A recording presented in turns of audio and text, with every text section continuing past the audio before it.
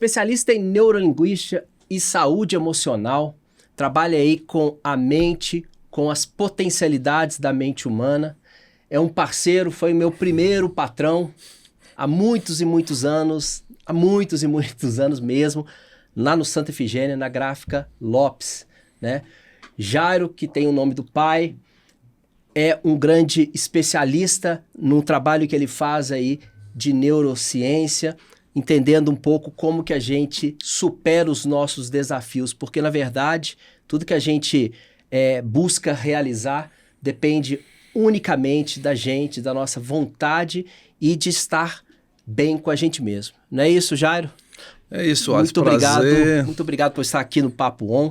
É muito bom rever você e a gente vai ter um papo aqui realmente muito interessante. Espero que vocês também gostem aí. Vamos lá.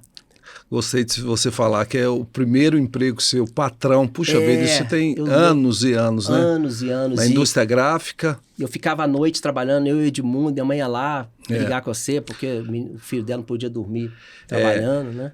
O que acontece? A gráfica, ela começou com tipografia. Meu pai foi formado no Senai. Ele não quis estudar, minha avó colocou ele no Senai. Não bati na mesa. Colocou ele no Senai e ele queria ser mecânico. Mas não tinha vaga. Falou, então você vai ser tipografia. Uhum. E assim ele seguiu o caminho dele da indústria gráfica. Então a gráfica era tipografia. Uhum. Depois passou para o offset e na época que vocês chegaram, estava mudando tudo para computador, passando para laser film, lembra disso? Então tava PageMaker. PageMaker, enfim. Então estava sendo uma mudança muito drástica naquela época, né? Estava sendo uma revolução da indústria gráfica ali naquele momento. Foi o momento que vocês chegaram. Então acabei de lembrar que foi muito interessante. Eu acompanho você há muitos anos, né? E sempre com aquele olhar de empresário, trabalhando, trazendo clientes, fazendo a gráfica efetivamente rodar, né? Os serviços. E mais recentemente você entrou para uma área muito interessante que trabalha a questão humana, né, Jairo? A questão do nosso cérebro, das nossas relações com o outro. Eu queria que você explicasse um pouco quando que surgiu em você essa necessidade, porque eu acho que isso acaba vindo um pouco de dentro, assim, eu tô ali no corre, eu tô ali no trabalho, eu sou empresário, eu tenho responsabilidade, eu tenho uma equipe de pessoas que dependem de mim, mas eu quero ir para esse lugar. Como é que foi essa virada ali? Eu acredito, até num processo de vendas, mesmo um processo comercial, ou é necessidade ou é desejo, né? Ou a gente vai pela dor, pelo amor. E no primeiro momento, lá atrás, eu ainda lembro, muito jovem ainda, eu gostava de ir em palestras sobre vendas, fui em Daniel Godry na época, eu adorava esse mundo, mas querendo sempre crescer, área comercial e por aí foi. Há 16 anos atrás eu fui convidado para fazer um treinamento, esse que você participou, o treinamento você, e eu fui da mesma forma que a maioria dos treinandos chegam, sem saber de nada. E ali eu fui para liderança, ser o melhor líder, a gráfica estava num auge, 160 colaboradores na época, né? E eu queria ser o melhor líder, mas na realidade, o que eu queria mesmo era ganhar mais dinheiro. O que eu estava preocupado ali é ser o melhor empresário, mas para quê? Para ganhar mais dinheiro. Era isso que eu queria no momento. Né? Nesse mundo louco, acelerado, corrido da indústria. E ali foi um chamado na minha vida. Ali foi um chamado. Isso há 16 anos. 16 anos atrás.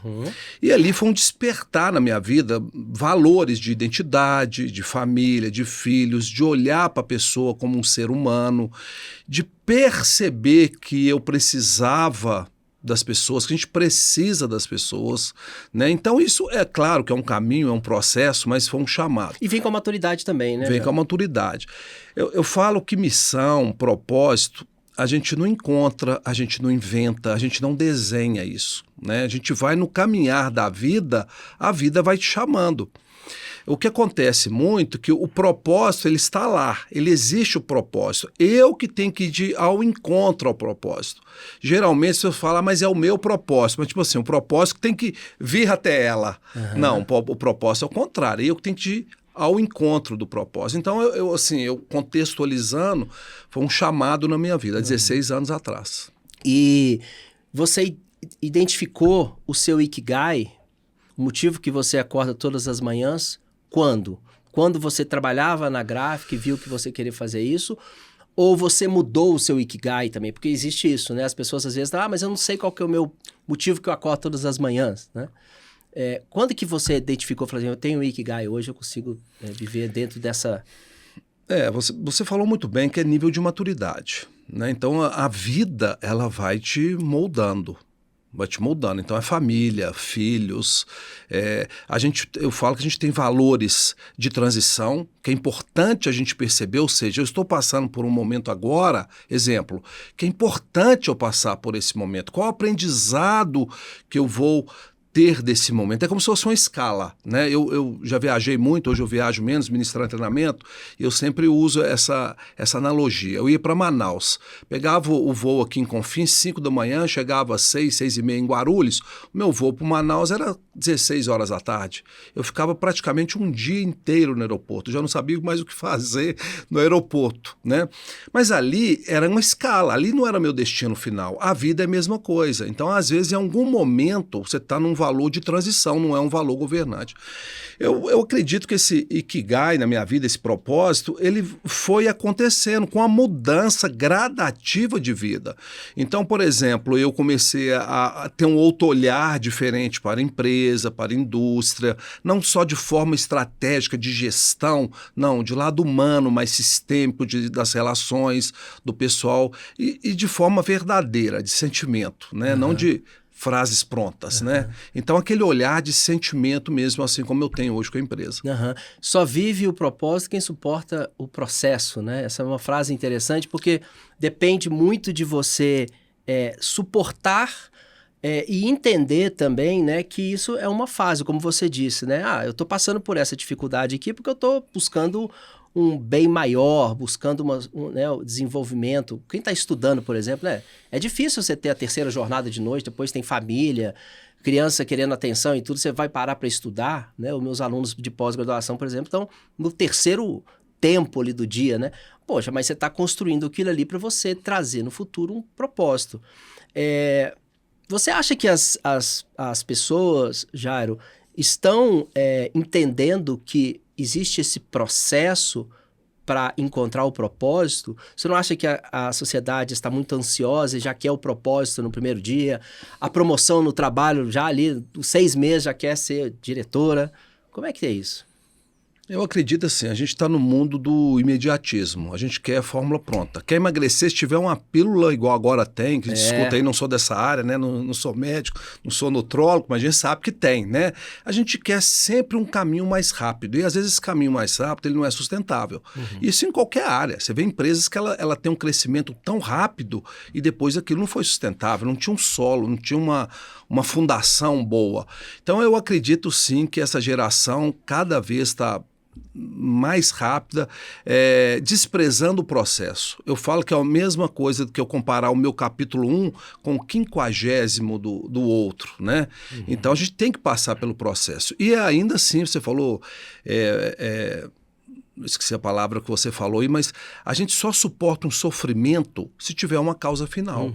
Se tiver algo ali que faz eu suportar o sacrifício, o sofrimento, o desprazer. Porque você só vive aquela... né? Porque dizem que a diferença do pobre e do rico é que o pobre quer ser rico a curto prazo, né? Ele quer viver coisas de rico sem ter condição. E o rico, ele vai ser rico porque ele está pensando a longo prazo, né? Eu vou trabalhar para conseguir construir algo para que no futuro eu tenha, né? Isso é uma grande diferença entre o rico e o pobre, né? Mas tem uma coisa, Jairo, que eu queria colocar aqui no nosso bate-papo, aqui no Papo On, que é o seguinte: a gente tem observado as redes sociais, né, como uma vitrine que está angustiando demais as pessoas, porque você está olhando o seu backstage ali, ou seja, a sua bagunça, a sua confusão, e olhando o outro que está perfeito, que está viajando, que está conquistando o mundo, que está criando cursos, que está se formando.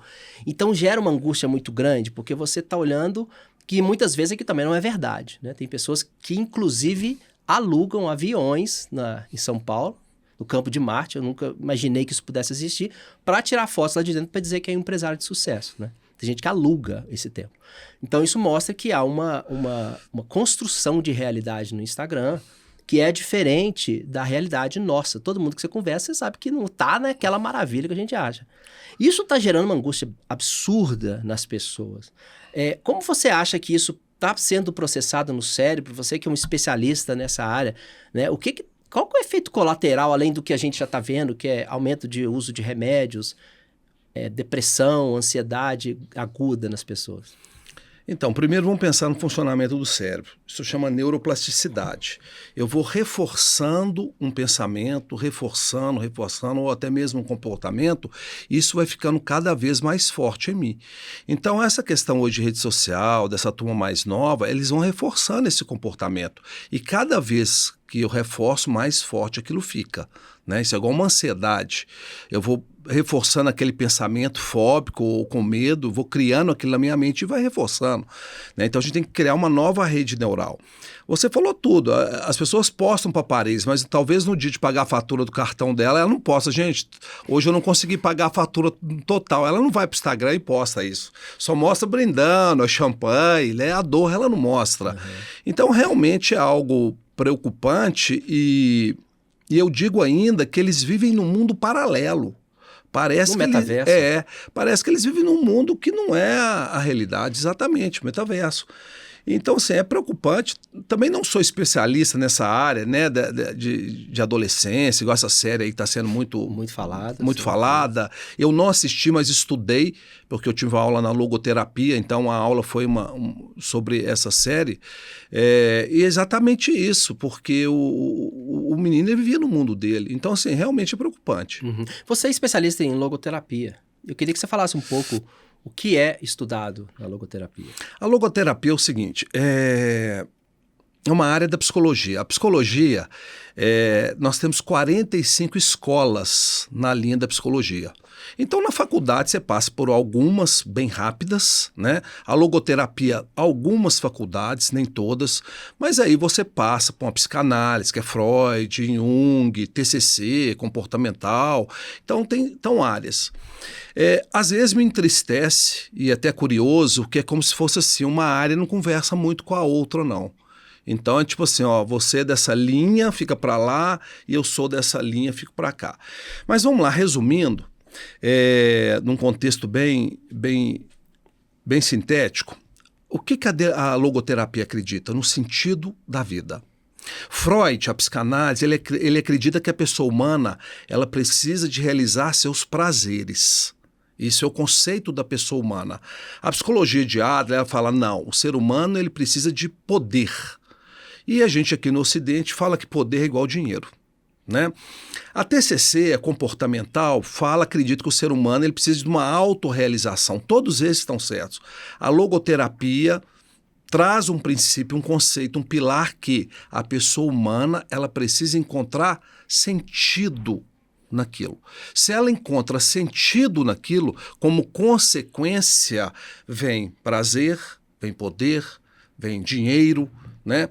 Porque se eu não encontro sentido, eu posso ganhar muito dinheiro e ainda assim ter um vazio existencial. E ainda assim ser uma pessoa frustrada. A gente vê uma pessoa bem realizada, financeiramente, profissionalmente, formação acadêmica, mestrado, doutorado, mas ainda assim um vazio existencial. Por quê? Porque talvez ela não encontrou sentido. Então a logoterapia, ela parte do pressuposto que a pessoa humana, ela precisa encontrar sentido em tudo, em todas as áreas.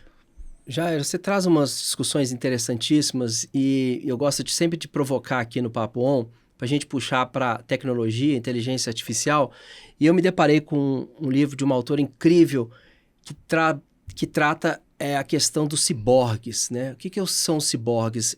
São os acessórios ou as conexões que a gente está fazendo, primeiramente externo, né? Ou seja, a internet, as coisas conectadas, etc., mas também equipamentos tecnológicos que vão ampliar a nossa vida, como, por exemplo, dispositivos cardíacos, como aquele medidor de diabetes que você coloca o celular. Então, você começa a virar uma máquina também. Então, está vendo essa fusão do humano com a máquina.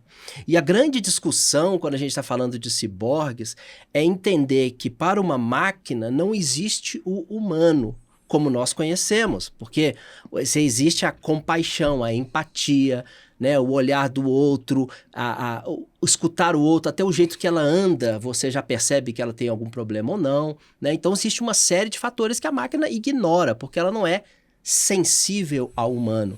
Apesar da gente achar que que a máquina conversa com a gente, que a Alexa conversa com a gente e que... Ai, que lindo. Ela não sabe que você existe, né? Como é que você acha, Jairo, que essa relação que você traz aí tão clara, né, desse olhar para a vida das pessoas, vai encontrar esse olhar da máquina? Onde que essa coisa vai acontecer e o que vai acontecer com esses dois universos? No que é meramente dados, o drone para matar, ele vai lá e mata, ele não tem compaixão, no drone de guerra, né? Contra pessoas que estão pensando antes de apertar um gatilho. Então, tem a ciência e tem a fenomenologia, né? Não tem ciência que comprova a psique humana. Quem tiver isso ganha o Prêmio Nobel da Paz. Não, o ser humano, ele é uma pessoa psíquico, espiritual. O grande problema é que a gente reduz a pessoa humana, né? Então, às vezes eu olho só para o bio, só para o corpo, só para a matéria. Que está crescendo demais. Que está crescendo, a psique. Então, a ciência é muito boa para isso, né? A gente tem que honrar a ciência. A gente está aqui, microfone, luz, tecnologia, vídeo editado, IA, ciência. Mas não dá para trazer isso para a parte espiritual e para a parte da psique humana. Ou seja, não tem como eu masterizar isso, não tem como eu trazer isso como fórmula pronta, né? A ciência, ela pega uma parte da realidade, ela estuda, ela comprova aquilo ali, né? Ou ela refuga ou ela prova, né? O campo fenomenológico, a pessoa humana, não. Cada pessoa é uma, cada pessoa é um indivíduo, a emoção. Até mesmo no nosso casamento. Eu posso viver 10, 15 anos maravilhosamente bem com aquela pessoa e eu ainda bato no peito que eu te conheço. Isso é uma arrogância, porque muitas vezes nem a gente se conhece. Como é que o outro, meu parceiro, fala que ele me conhece? Eu te conheço. Não. Ele pode ter uma certa intimidade para mim. O que eu penso disso tudo, a gente tem que trazer a inteligência artificial para a nossa amiga. Esse efeito é inevitável. Só que a gente vai ter que voltar cada vez mais para o lado da contemplação que a máquina não consegue, que é exatamente. Ela não consegue contemplar uma natureza. Ela não consegue isso. Ela não sabe o que é honrar um antepassado. Ela não sabe o que é validar um professor que me ensinou, que me formou. Igual você falou, foi meu primeiro patrão, ou seja, tem um sentimento de gratidão. A máquina não sabe isso. Então, cada vez mais, trazer, sim, essa inteligência artificial como nosso amiga, não adianta querer lutar com isso, é perda de tempo, mas resgatar cada vez mais o nosso lado humano, porque isso a máquina não faz. É muito interessante quando a gente estuda um pouco mais sobre robótica e agora inteligência artificial, que na evolução da robótica em especial, sempre está buscando um robô humanoide, um que se pareça com a gente. Porque um robô teria que ter 2 braços, tem que ter uma cabeça, tem que ter 2 pernas, mas para ele se movimentar, ele não precisa necessariamente ter esse layout, ele pode ser um carrinho que se empurra, né? Mas a gente só consegue reconhecer isso e consegue interagir se ele se parece com nós. A gente precisa do outro para interagir e precisa de iguais. O próprio neuromarketing diz isso, que as imagens que você usa pessoas, né, para vender um produto, ela converte muito mais que quando você não usa um humano, né? Você usa um objeto ou qualquer coisa do tipo. Mas aí eu te pergunto, Jairo, assim, dentro dessa ideia de olhar para o outro, de ter essa aproximação com o outro, cada vez mais a gente vê que as máquinas estão substituindo o trabalho humano, até, por exemplo, o chatbot, e as pessoas estão ficando mais digitais e menos pessoais, como isso que a gente está fazendo agora. Qual que é o efeito disso quando a gente leva isso lá para o mercado de trabalho, do líder, o dono de uma empresa e seus funcionários? Eu percebo muito isso, porque a gráfica tem 42 anos de indústria e as minhas pessoas têm 20, 25 anos, o próprio meu departamento comercial. Mas aí quando eu contrato uma pessoa mais nova, o modo operante dela é totalmente diferente. E claro, dá resultado. Mas ela tem que entender de relações. A área de vendas, não quero entrar nesse assunto aqui, mas é vínculo. Eu tenho que partir de um pressuposto que a gente está num estúdio aqui, tem vários estúdios desse em Belo Horizonte, vários. Mas por que você escolheu aqui? Provavelmente tem um vínculo. Então a gente tem que estabelecer esse vínculo. E isso só através das relações humanas. O grande problema é o seguinte, o homem lá atrás da caverna, se ele saísse de casa e virasse para o pai dele, ou para o time dele, ou para o grupo dele, falasse, ó, tchau para vocês, eu não preciso de vocês, eu vou matar o rinoceronte amanhã sozinho e ele é meu. 2 dias depois você encontrava ele morto. Por quê? Porque aquela lei era muito forte, não tinha como sobreviver naquela época sem o bando, sem o grupo. Hoje não, o homem fala assim, eu não preciso de você. E ele sai sozinho sem o time dele. Mas é mais ou menos assim, se eu não sei que essa tomada dá choque, se eu enfiar um ferrinho aqui, o choque é agora. Então, opa, eu não enfio mais o ferrinho nessa tomada.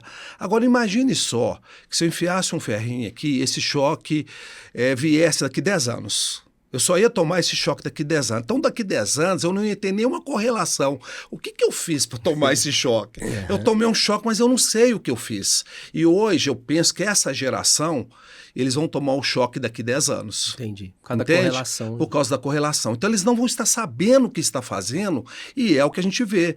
Doenças aumentando, ficando cada vez mais doentes, cada vez mais ansiosos, só que eles não sabem. Mas lá atrás, o choque era imediato. Hoje, 10 anos. É interessante isso, Jário, que você traz, porque como professor, eu vou ficando cada vez mais velho e os meus alunos vão ficando cada vez mais novos, né? Porque é sempre pessoas novas que estão entrando. Então, é interessante porque isso vai ficando cada vez mais evidente, né? De ver como que as gerações hoje entendem sucesso, diferente de nós, como é que elas entendem determinadas questões. E aí eu fico pensando, por exemplo, de um termo que eu escutei outro dia que chama slow ambition. A baixa ambição dos jovens de falar assim, eu não quero ser CEO, não, eu vou ficar trabalhando igual um louco aí para poder daqui a 30 anos ganhar 200 mil por mês. Não, eu quero ganhar 30 mil por mês, maravilhoso, pago meu aluguel, feliz, sobra uma grana bacaníssima, posso viajar. Então, isso é um tiro de bazuca no capitalismo também. E isso acaba nos ensinando um pouco, né?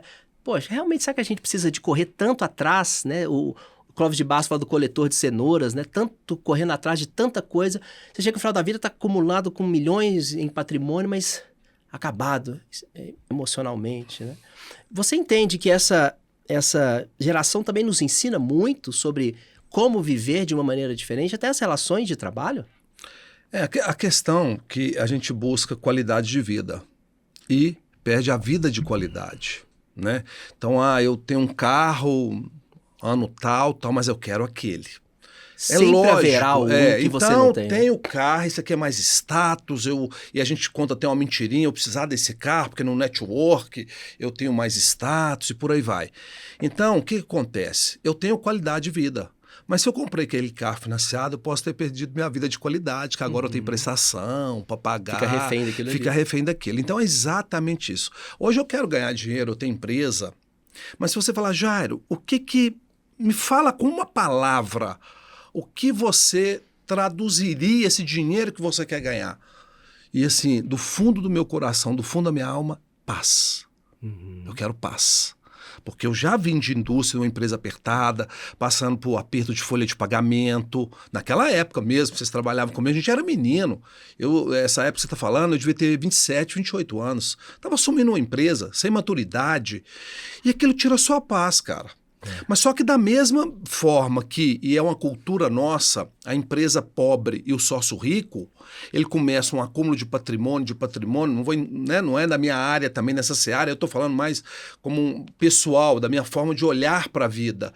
E eu posso ter um ganho muito grande, mas perder a minha paz, perder minha vida de qualidade. Então hoje o que eu mais prezo é vida de qualidade. Legal, legal. Jairo, falando um pouco sobre liderança, que eu acho que é uma temática que volta e meia está aqui também no Papo On, o que você tem observado quando você faz seus treinamentos para lideranças, às vezes são líderes de grandes empresas, né, que você atende, e aí você está vendo ali as dores deles, eles estão abrindo o coração para você muitas vezes, né? Qual que é a maior angústia de uma liderança, de uma pessoa que está aí, que já conquistou tudo? É também essa paz que você Ou tem outras coisas que estão ali né, compondo isso? Depende. De novo, não tem fórmula pronta. Não dá pra, como eu falei para você, não dá para masterizar isso. Botar em geral, né? Não dá para geral. Mas uma das coisas, pertencimento, eu senti que eu faço parte desse grupo. Eu pertenço a esse grupo aqui. Esse grupo é como se fosse uma família para mim. Como a gente fala, a gente fica mais horas no trabalho. Essa é a primeira dor que eu vejo, é de não ter reconhecimento disso aí. As lideranças? As lideranças. E no mundo corporativo existe um sistema que ele é maior. Então tem um resultado, tem uma meta, tem um lucro, e aí muitas vezes despreza o capital humano. E ele recebe ordens, ele tem que fazer aquela engrenagem dele girar. E muitas vezes fere um valor dele, fere, né, a identidade dele, mas ele precisa de estar ali, porque o salário é legal, enfim. Então é algo que a gente tem que ter controle disso aí. Entendi. Não, muito legal. Uma questão interessante também que eu acho que é importante a gente debater sempre, quando a gente está falando não só de lideranças, mas quando a gente está falando de por que eu vou continuar fazendo o que eu faço, né? Porque a gente tem aquela massa, né? Se você fizer o que sempre fez, obterá sempre os mesmos resultados. Mas o que a gente está observando é que a gente, se fizer a mesma coisa que a gente sempre fez, a gente não vai ter os mesmos resultados. O mundo mudou, os seus clientes mudaram, a tecnologia da gráfica mudou, as concorrências mudaram. O mundo está em transformação, né? E mudar é uma constante.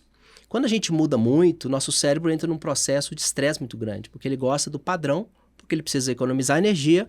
Se vier um tigre entrar por dentro desse estúdio aqui, a gente tem que arrumar um jeito de sair, né?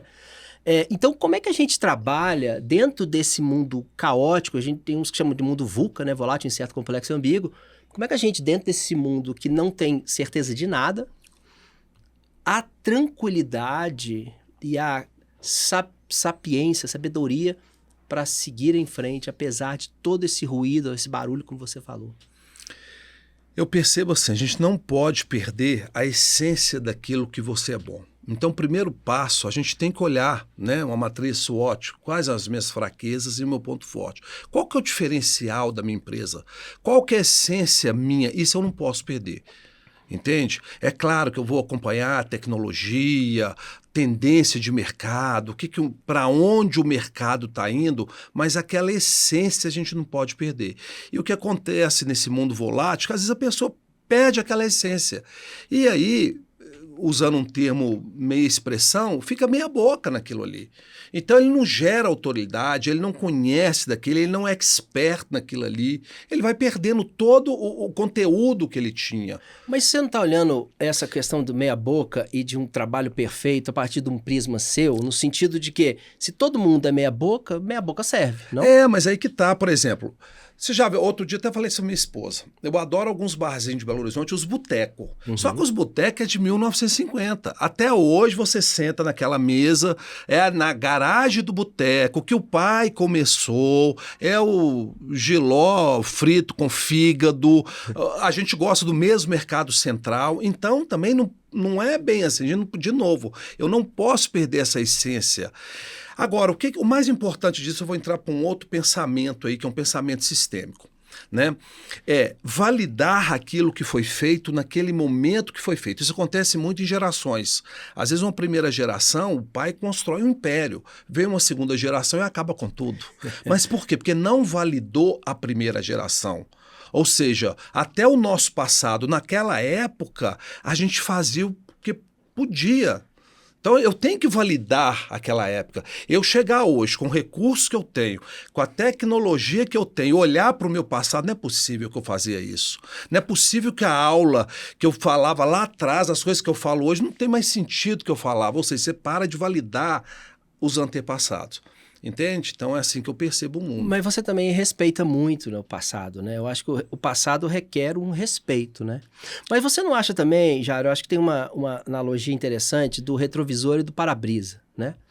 O retrovisor ele é pequeno, o para-brisa é muito grande. Ou seja, olhar para frente é muito mais importante, tem muito mais coisas para você ver do que ficar olhando para trás. E talvez uma coisa que seja muito típica dos baby boomers, das gerações mais antigas, é sempre ficar nessa retórica de, na minha época, quando eu cheguei, tudo era mato, eu fazia assim, eu fazia assado, e que as novas gerações não entendem. Você falar tinha que rebobinar filme de locadora, nem né? sabe o que é isso. E a gente, às vezes, fica nessa situação de achar que, não, eles precisavam passar pelo que eu passei. A gente quer penalizar. Mas você vai... não, você vai passar, porque essa foi minha prova de vida. Foi ali que eu virei homem, foi ali que eu virei mulher, não sei o quê. Aí, então, você faz essa passagem e quer obrigar aquela geração a fazer a mesma coisa que você. Não está um pouco errado também a gente querer Não, replicar? claro, é lógico. Isso aí é um caminho que eu quero que meu filho ganhe mais dinheiro, eu quero que meu filho tenha mais estudo, eu quero que meu filho tenha mais recurso. E ele não tem que passar pelo seu sofrimento, eu quero que ele não né? passe pelo que eu passei. Só que isso que eu tenho experiência. Então, é unir isso aqui. Então, quando o filho honra um pai... O que ele está pegando? Primeiro mandamento bíblico, honrar pai e mãe. O que ele está pegando? Ele está pegando conhecimento do pai. É só isso. Vou dar um exemplo muito simples.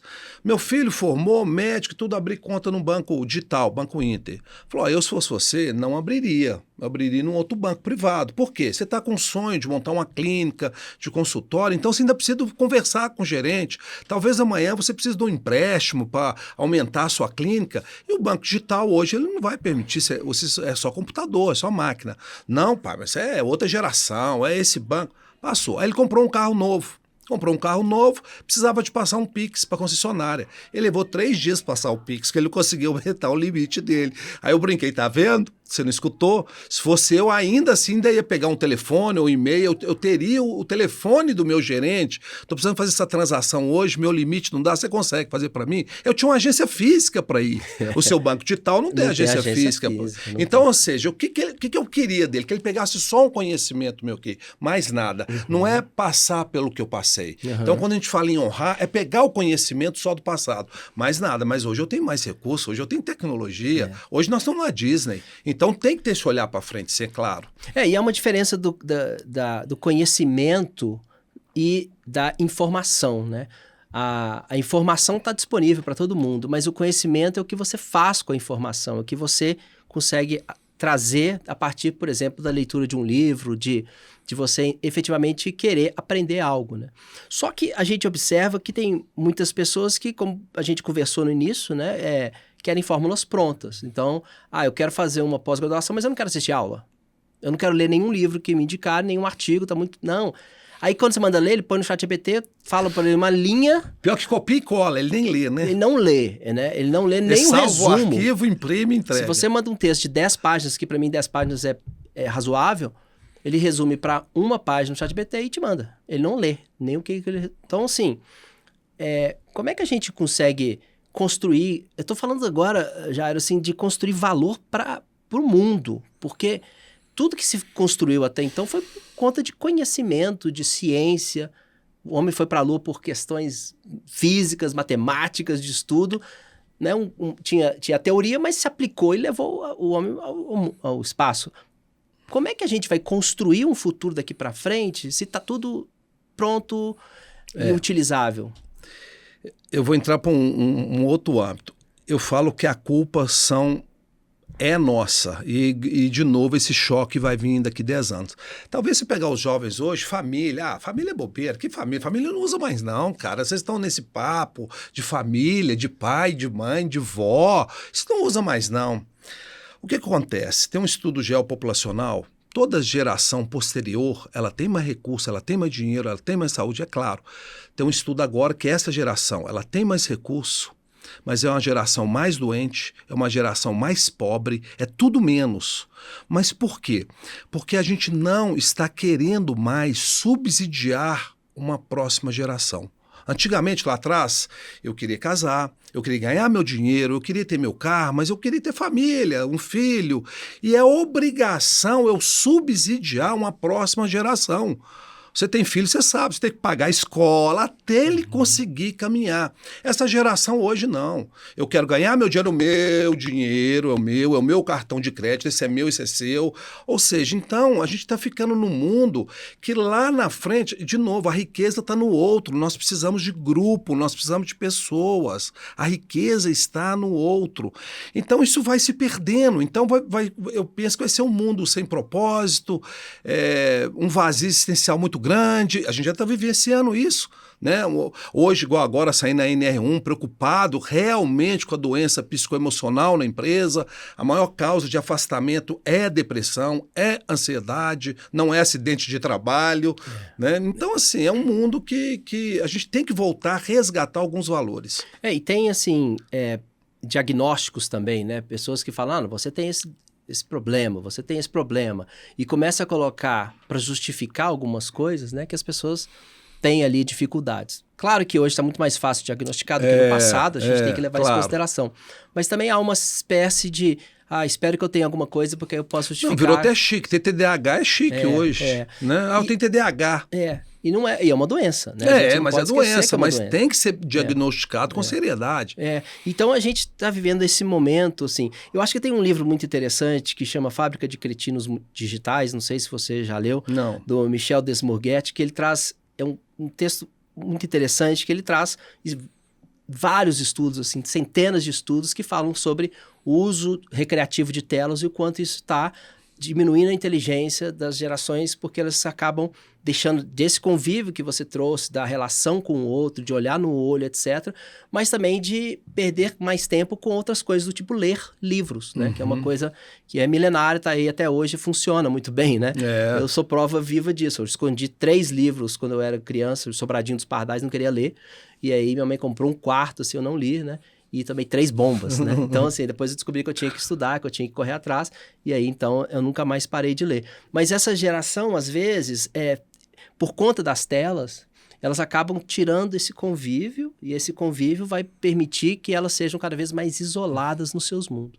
E está tendo agora, como é que você disse, né, desse documentário da Netflix adolescente, eles, então, estão tendo conversas dentro das redes, dentro dos canais particulares que os pais não têm acesso, até por dificuldade de entender toda essa dinâmica, né, nova dinâmica, e aí eles estão perdendo os filhos para as telas, perdendo os filhos para um lugar que é inóspito, e é frio, e é difícil de resgatar, né? O abraço está ficando cada vez mais raro, Jair? É uma questão assim, eu falo que, eu até falei isso ontem com um amigo meu, meus filhos estão com 29, um 27, 26, então eu peguei essa era de celular, mas eles já com 13, 14, hoje já nasce lá num bebezinho, já tem um tablet, né? A criança com 3 anos, ela já domina um tablet, o joguinho dela é um tablet, e aí culpa nossa, porque a melhor babá que tem é o tablet. Não existe babá melhor pra você ir para um restaurante do que o tablet. Você coloca até um suporte. Nossa, já tem suporte, fica lá e nós vamos bater um papo legal aqui. E é isso, só que aí vai perdendo a referência, talvez, do pai, da mãe. Quem que é o super-herói? O super-herói é a rede social dele, né? Eu brinquei com o meu sobrinho outro dia, falei, há mais tempo, o que você quer ser? Ele falou eu quero ser isso, eu quero ser não é videomaker, não. Só sei que ele falou assim, eu quero um influenciador. Isso era o que ele queria ser. Então é um mundo que... hoje era jogador de futebol, hoje, por exemplo, até hoje, na minha geração, eu preciso de um nutrólogo, um médico, eu vou na indicação. A geração nova vai no seguidor, né? Vou chamar um curso do Alisson, deixa eu ver quantos seguidores o Alisson tem. Não, esse cara não é tão bom assim, não. Né? É outra referência para eles, né? Então é um risco que a gente corre. A gente está sempre nesse lugar, como educadores, como professores, como pais, né, que somos, a gente está sempre nesse lugar de tentar... como que você tira totalmente as telas? Porque as telas também, elas permitem que você tenha acesso a tecnologias, né, conhecimento, que também pode estar ali. É difícil a gente equacionar isso, né, Jair? A gente encontrar o ponto ideal. Mas a gente é humano e a gente sempre tenta, né? A gente está indo para o final da nossa conversa, está indo já caminhando para o final. Tá um papo super legal, assim, eu acho que é muito bacana a gente falar de coisas tão alinhadas com o humano, né? E a gente está... eu queria te perguntar assim, uma coisa sobre voltando à questão das empresas, das lideranças, né? Como é que você acha que qual que é o padrão, assim, não dá para colocar geral, mas assim, o bom líder hoje, uma liderança, olhando para esse lugar que a gente está hoje no mundo, o que o líder tem que ter? Eu falo que as ovelhas têm que ouvir a voz do pastor. Né? As ovelhas têm que ouvir a voz do pastor. Só que o líder, para ele pastorar, as pessoas precisam de uma admiração pelo líder. Então, esse é o verdadeiro líder, no qual ele traça as metas, as estratégias, os números, as diretrizes da empresa, mas a ovelha, ela tem que admirar esse líder. Mas se ele Esse líder é o meu mentor. Esse líder, eu acredito no que ele fala. Esse líder tem 50 milhões de seguidores no Instagram. Não é também uma admiração? Para essa turma, sim. Qual o caminho que ele fez? Agora, será que ele consegue replicar isso? Essa é a grande questão. Então, para essa geração ter 50 milhões de seguidores, tem X milhões, o que ele fez? Qual que é o caminho? E eu estou disposto a fazer, porque se for esse o caminho e me move, ok, eu vou seguir o caminho desse líder. Se ele me mostrou que como ele chegou lá foi isso que ele fez, ok, tá tudo bem. Mas eu tenho que admirar esse líder. Ele pode ter 50 milhões de seguidores, mas eu não admirar o trabalho que ele faz, eu não admirar o caminho que ele seguiu. Hoje acontece isso muito no Instituto. O marketing do Instituto, vocês podem entrar na minha rede social, do Instagram e tudo, eu não deixo, mesmo com gatilho de vendas, com funil de vendas, o nome que eles me derem do marketing, isso precisa para vender, eu não deixo. Eu não prometo, como é que é o marketing hoje nesse caminho, né, do que eu li, do 7 passos para transformar sua vida. Nós vamos para uma imersão que você vai sair de lá do 1 ao milhão. Cara, eu não acredito, a minha vida não é pautada nessa. Agora, se tem um jovem dessa geração nova que ganhou 2 bilhões de seguidores e ele tem isso para oferecer, também tá tudo bem. Eu não tenho para oferecer isso, eu não sei fazer isso. Então, meu time me respeita exatamente pelo caminho que eu sigo. E aí tá tudo bem, seguir comigo ou seguir com outro, entende? Mas tem que ter uma admiração. É interessante porque muitos jovens, minha filha tem 13 anos, a Gabi, 12 anos, e ela gosta muito do Enaldinho. Enaldinho, né, um fenômeno, um cara incrível e tal. Os pais deles são médicos renomados, são pessoas super respeitadas no meio médico, ganham muito dinheiro, mas Enaldinho ganha muito mais do que os pais, somando o salário dos dois, né? Então, assim, mas ele é uma pessoa que tem isso também, essa preocupação de ser honesto com a audiência, sabe? De entender o papel. Eu acho que essas lideranças que os jovens seguem, né, nas redes sociais, eles têm que ter essa responsabilidade. Nossa, eu não posso fazer isso com essa cabeça, porque eles não... Você leva para onde você quiser, né? Você leva para o mal, você leva para qualquer lugar, né? Então, tá nascendo essa responsabilidade também de alguns, né? Não são todos, mas tem alguns que trabalham dentro dessa dinâmica. Mas, realmente, oferecer o milagre, que é o que todo mundo quer, né? As pílulas prontas. Todo mundo quer. Todo mundo emagrecer quer, em 3 dias, né? Fique forte sem fazer ginástica. São coisas que são antagônicas, não tem como você... A própria área acadêmica, a faculdade que é tudo online, 100% online. Mas tem que marcar presença? Não, você só tem que assistir aula depois. Será que ele assistiu essa aula e pega um certificado no final Não assiste. Da carga horária? Não assiste. E aí a gente tá nesse dilema, porque quando você diz que ensinou e você pergunta se aprendeu, né? Não aprendi. O que acontece com esse mundo? O que eu parto de um pressuposto? Quando eu falo assim, Alisson, eu tenho 42 anos de indústria.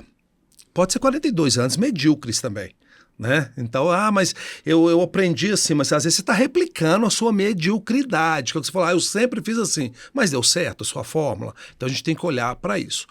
Mas vamos pensar que eu cresci, que eu prosperei, que minha empresa saiu de um patamar para outro. Eu tenho aqui experiência. Isso é o médico, é o dentista, é o advogado, é o estágio. A gente tem que estagiar, né, para chegar em algum lugar. E a grande preocupação do futuro dessa geração é ela não estagiar. Eu venho com a inteligência artificial, ou seja, aquela pessoa, ela é aquilo que eu te falei, ela não treina, ela não suporta o processo, um tempo, uma caminhada. Eu chego nessa empresa, eu já quero ser o CEO da empresa. Não, amigo, aqui você vai ter que ficar 10 anos nesse caminho, mais 10 aqui, mais 5 aqui. E às vezes eles querem esse imediatismo do seguidor. O Bauman diz que é o mundo das efemeridades, né? Que você troca de marcas, amores, aspirações, como quem troca de tênis numa sucessão de reinícios com finais rápidos e indolores. E essa velocidade, ela faz com que a gente, às vezes, perca até o próprio referencial do que é bom. Era bom, mas eu não quero mais, né? E quando a gente olha também até as relações humanas, assim, eu tô namorando, mas eu não quero mais, eu troco para outra, vou trocando, e troca o resto da vida, né? Então, eu acho que é difícil também a gente não deixar de olhar essa fragmentação, né, das pessoas, fragmentação das relações, das marcas e das empresas, da fidelidade que as pessoas têm com as marcas. Você tem clientes lá que têm 20, 30 anos que estão com vocês, né? E essa conexão se dá, né? Esse tempo se dá por conta desse fator humano que você disse que está olhando? Sim, mas é o que você falou. Eu não posso me apetecer a isso, porque eu sou amigo do Alisson. Amanhã a empresa do Alisson é o filho do Alisson que está coordenando. E aí o filho já tem um amigo agora que... Então eu já perdi meu relacionamento, o pai já não está ali mais. Então eu não posso me acomodar com isso. Aí sim, eu não posso desprezar uma estratégia de marketing na minha empresa, porque é uma empresa que tem vários contratos fixos, exemplos. Eu tenho que sim trazer a turma nova, o jovem. Eu falo que é igual um time de futebol, Alisson. Você tem que ter o veterano, você tem que ter o meio de campo, você tem que ter o garoto que está chegando, trazer as ideias novas, você tem que beber, né? Exatamente, você tem que beber dessa fonte. Eu falo isso no próprio instituto. Eu preciso de pessoas de 20, 19, 20 anos. Por quê? Porque eles vão ser referência para o garoto de 18. Não sou eu, Jairo, que vai ser referência para ele. Entende? Então, mas assim também ele não tem autoridade para falar com uma pessoa mais velha, casada, pai de família, mãe, empresário. Ele tem 20 anos, ele é um jovem inteligentinho. Então, né, ele tem que saber o público. Então, a gente tem que olhar para a empresa, para os negócios, assim, dessa forma. Eu respeito essa geração nova e quero eles comigo. Eu tenho muito que aprender com eles. Entende? Mas eles também têm que respeitar a experiência que eu tenho. Ah, legal. Jairo, a gente está chegando no final do nosso bate-papo, mas antes de encerrar, eu queria te ouvir em relação a uma pergunta que eu sempre faço no final do podcast. Daqui a 10 anos, quem você quer ser? Onde você quer estar como pessoa? Cara... Porque nós vamos voltar. Daqui a 10 anos eu vou te mandar esse vídeo. Eu vivo hoje isso na minha vida, tá? A fatura do cartão, ela chega. Então, assim, é algo pessoal. Eu tenho um pai hoje com demência, morando na minha casa. Eu tenho uma mãe com Alzheimer, né? O meu pai, eu penso que ele não usufruiu da vida no sentido de amigos, de espiritualidade, de Deus, até de família mesmo, de trazer. E ele hoje praticamente está sozinho.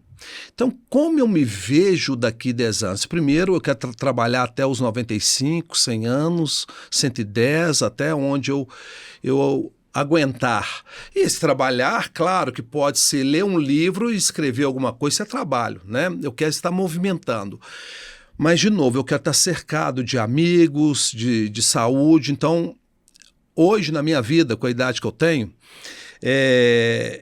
eu tenho que passar por vários desprazeres, mas com coisas valorosas. Então, a academia para mim é desprazer, mas eu estava agora 11 horas na academia, malhando, porque eu quero chegar com músculo lá na frente.